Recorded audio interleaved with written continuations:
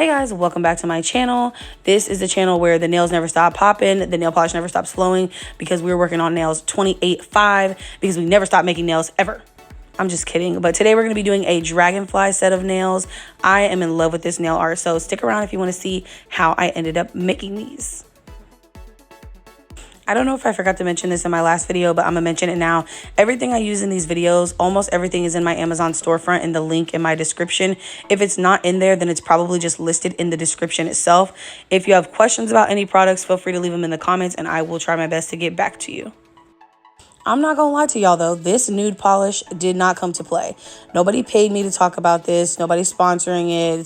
They didn't send it to me. I literally bought this with my own money because I'm constantly testing out nude polishes that will look good on everybody and are opaque enough to be used for press-on so that you don't see the real nail behind it. And this one hit every single box that it needed to check. The color's good, the opacity's good, still looks sheer enough to look natural.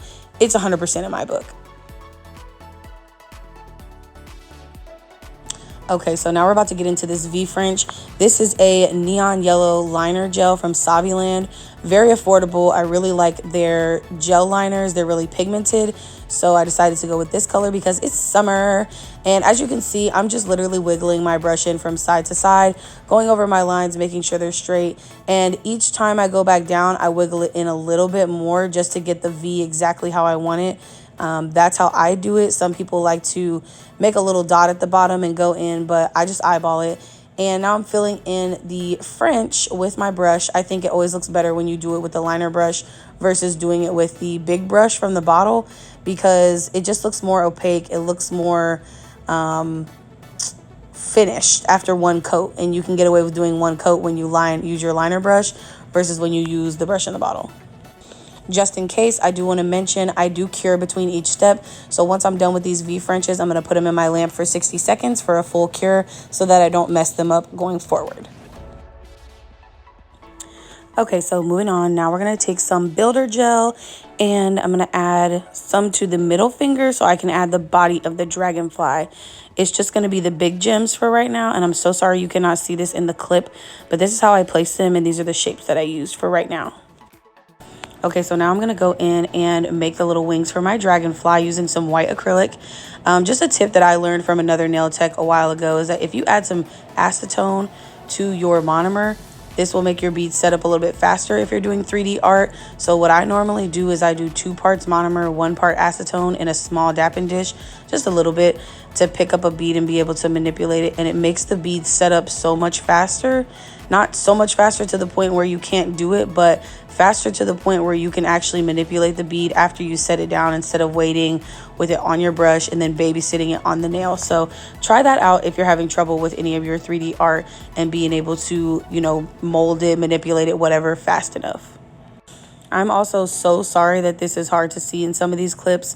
I'm still getting used to filming from overhead and making sure that everything's in the shot. So bear with me while I get this figured out. But most of the beads you can pretty much see. I tried to keep them in frame. It's just they're going to move around a bit.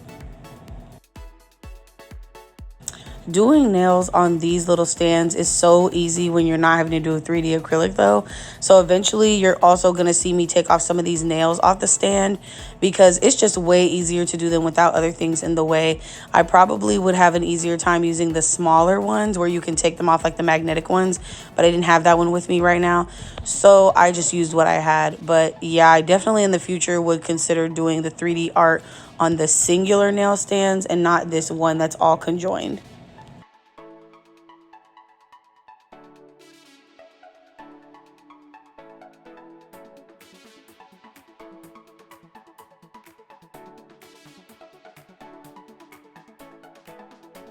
Okay, so this is the one that I didn't catch all of the filming for the top of the nail because it was so far out of frame and it was out of focus. But as you can see, I'm just taking some more acrylic and I'm making a little abstract flower. It can be any kind of flower. It can be anything you want, but I wanted this one to look kind of exotic. So I mixed up some circular petals with some like longer petals and just kind of eyeballed it and played it because this is a fun little look anyways. Another thing, I know some people like to rough up the texture underneath the acrylic flowers before they start applying them, but this is just straight gel. I wiped it off to take off the tacky layer, but I've never had an issue with acrylic sticking to gel. I've never had like to rough up the surface or anything like that. So I just go in with these beads right on top of the gel and it does perfectly fine. You can rough it up if you want to, but I think it's an extra step that's just unnecessary because the acrylic already sticks to the gel so well.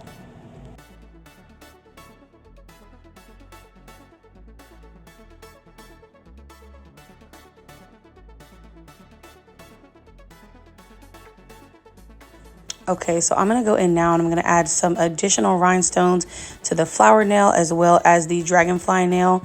The flower one, I'm kind of just spiraling them around the nail. I don't want to take up too much.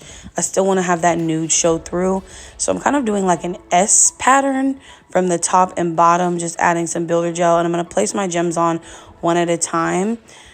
Just building them up slowly. I personally have found when you're placing gems, if you start with the bigger ones first, it's a little bit easier so you know how to navigate and what it's going to look like.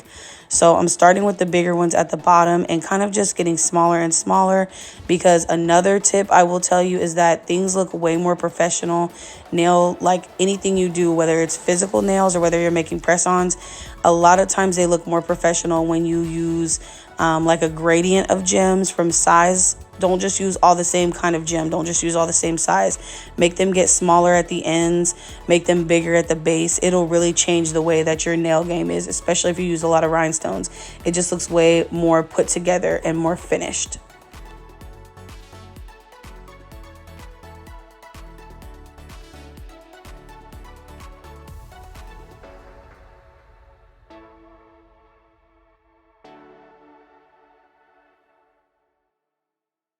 So for the pinky nail, I'm just going in with this like luster slash mylar mix. It's not really just mylar. It's got like some shimmer in it too, but I'm packing this on. I end up putting it on the whole nail. First, I was going to do an ombre of it, but I ended up putting it on the whole nail because it looked so pretty. So now I'm just going to add the top coat, and something else I've learned on my nail press-on journey is to top coat the nails upside down, especially if you're going to use a higher viscosity top coat. This is about a medium viscosity. This is the Gotti nail top coat or no wipe top coat. If you're going to use a thinner one, you can probably do them regular and just keep them like right side up. But I like to do them upside down because it also prevents that little bulk of gel that builds up on the edges of the bottom of the press-ons if you put it on, you know, regularly. So when it's upside down, it's nice and level. The product is going backwards. And as long as you just keep moving them around, you won't get that little bulk at the tips that you have to file off. Yeah, it's just something that I think you have to play around with. I'm going to file these two just to make them nice and straight, because we want them all to be the same size, and you are going to see the final product. And now,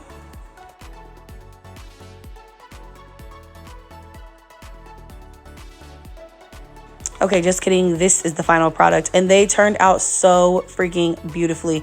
I am so in love with this set of press-ons because I've never made anything like this just on a whim, and the colors are just summery and popping and bright. So if you guys like this, let me know down in the comments. Remember to drop your questions if you want to participate in the Q&A, or if you want to suggest a type of nail art you want to see from me in the future.